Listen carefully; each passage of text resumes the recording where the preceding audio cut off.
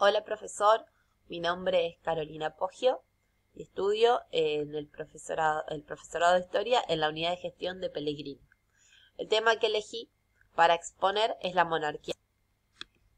Me gustaría situar a Francia en el siglo XV y XVI, cuando se empezaron a conformar estados modernos.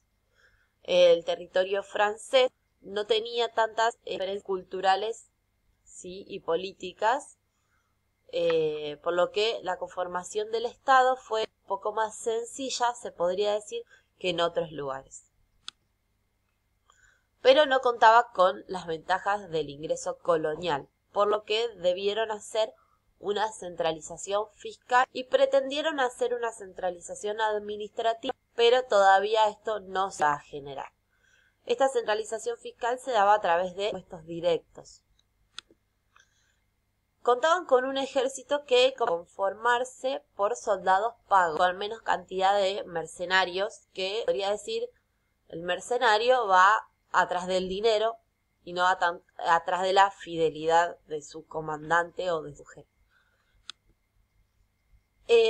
Esta Francia, también en el siglo XVI, estar inmersa en guerras civiles de carácter religioso, católicos contra los hugonotes, los protestantes. Una guerra civil también dada entre la alta nobleza, que se disputaba el poder. Y estas guerras, como casi todas las guerras, tuvieron consecuencias sociales y económicas. ¿Por qué sociales? Porque los campesinos o la gente que estaba inmersa en la pobreza buscaba la guerra como una salida, como una ventaja de obtener dinero, obtener botines, porque estos campos se veían arrasados por los ejércitos, sí, que saqueaban, arrasaban con las cosechas. Muchas cosechas se perdieron. Los campesinos que se quedaban en el campo se vieron en la hambruna total, organizaron sus propias revueltas también. Y también el tema del ejército y de las guerras necesitaba mucho dinero. El dinero sí se sacaba, se conseguía a través del impuesto en las ciudades y el impuesto a los campesinos. Enrique IV va a dar lugar a la dinastía de los Borgia. Enrique IV era de carácter protestante, pero va a aceptar hacerse católico para un poco poder unificar un poco el poder y salir de toda esta guerra civil que se había generado. Va a tomar medidas para fomentar otra vez la agricultura y el comercio.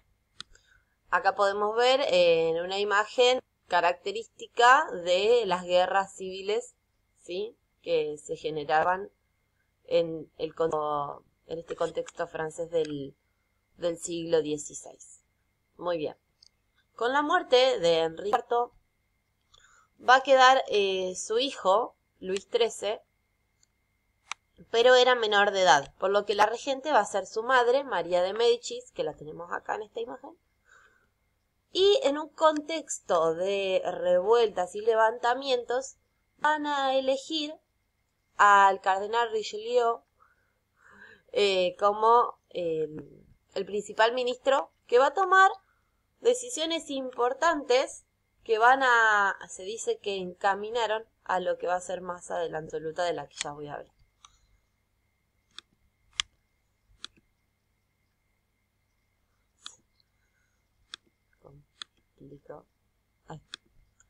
La monarquía se había ido ganando lugar un poco entre la nobleza que se encontraba en Francia y la burguesía que iba en ascenso.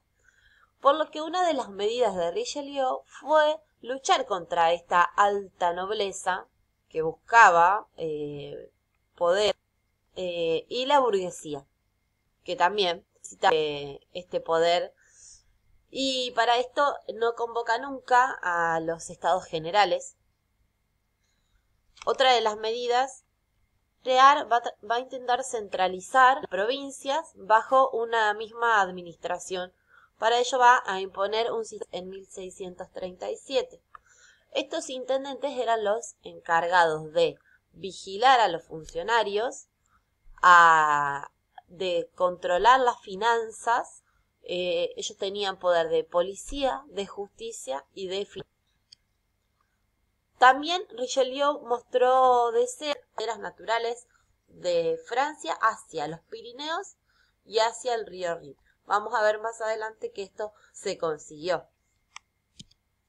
Va a apoyar principios protestantes, acá es lo que yo decía. Si bien Luis XIII era de carácter católico, va a apoyar a los príncipes protestantes que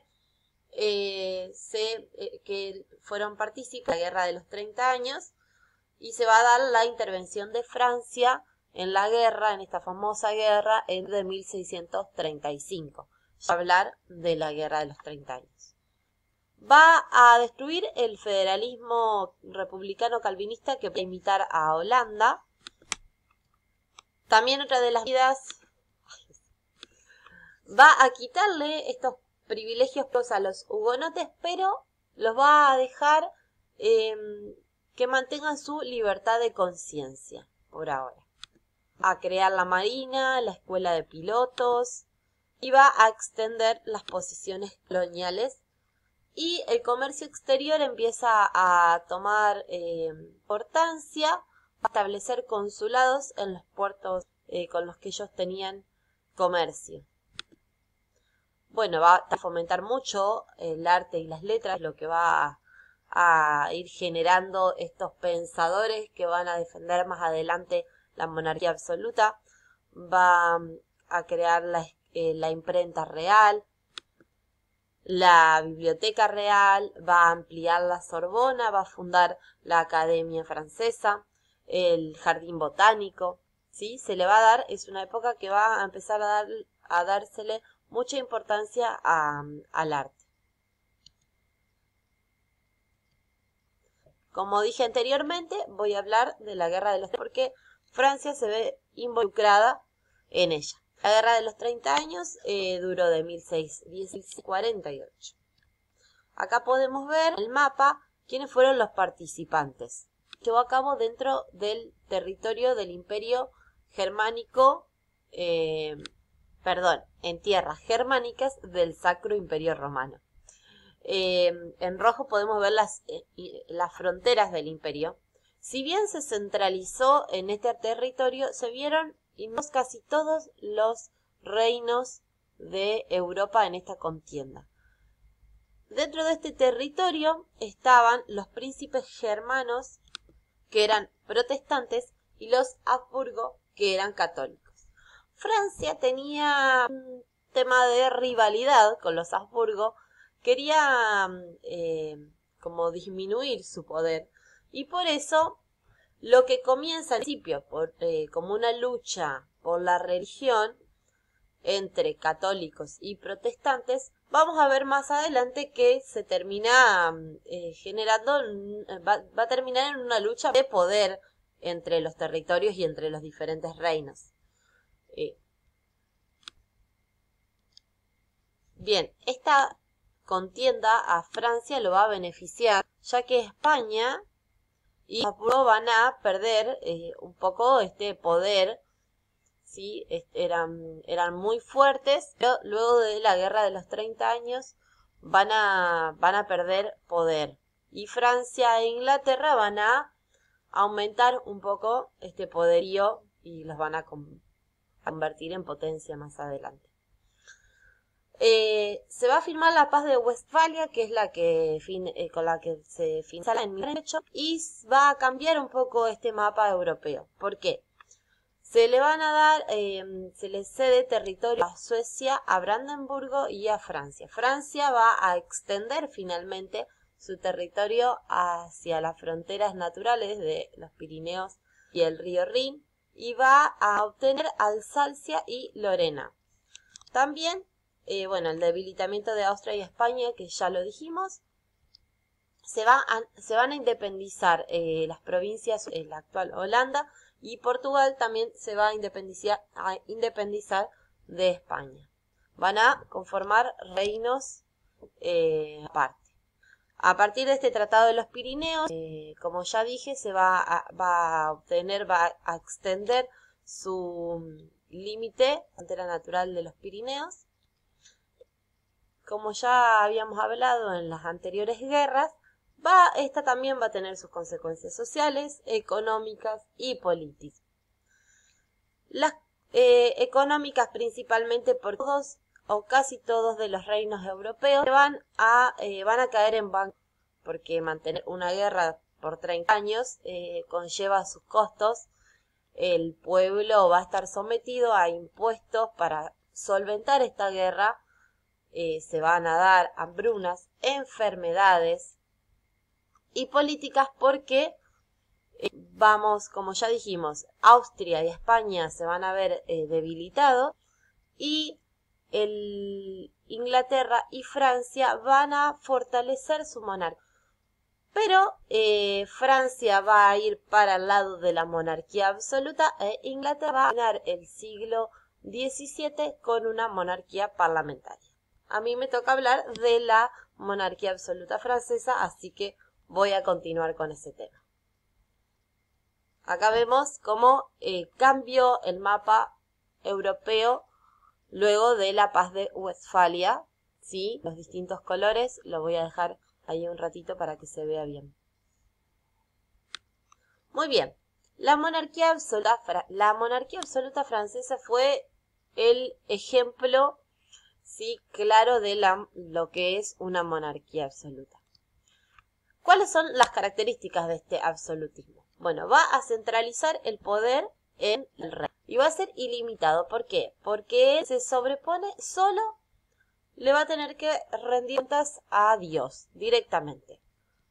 No va a haber separación de poderes, por eso es un poder centralizado. Todas las decisiones van a pasar por el rey. Las leyes, el que dictamine la paz o la guerra, se involucre con el tema de las finanzas, los impuestos.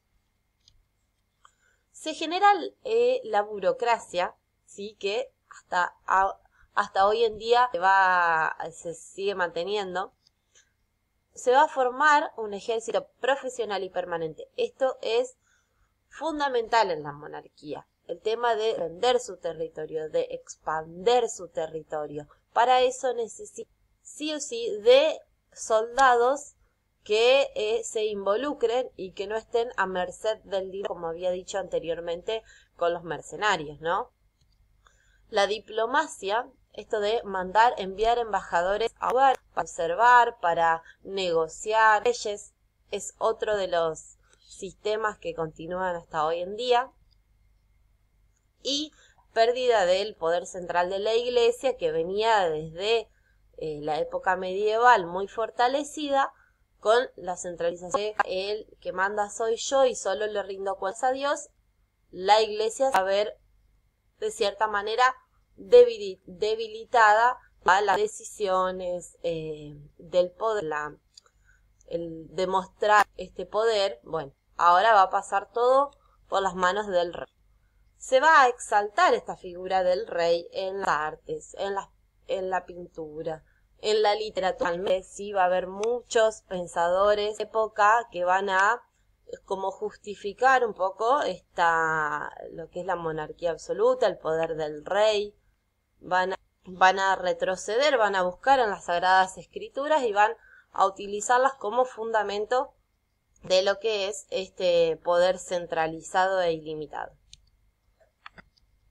Bueno, con la muerte de Richelieu y unos meses más tarde la muerte de Luis XIII, va a heredar el trono su hijo Luis XIV. Imagen clara de una monarquía absoluta, pero por ahora Luis XIV era menor de edad, por lo que la regente va a ser su madre, Ana de Austria. Van a elegir también como ministro al cardenal Mazarino, quien por su carácter era italiano, va a obtener muchas críticas y va a haber muchos integrantes de la nobleza que se le van a oponer.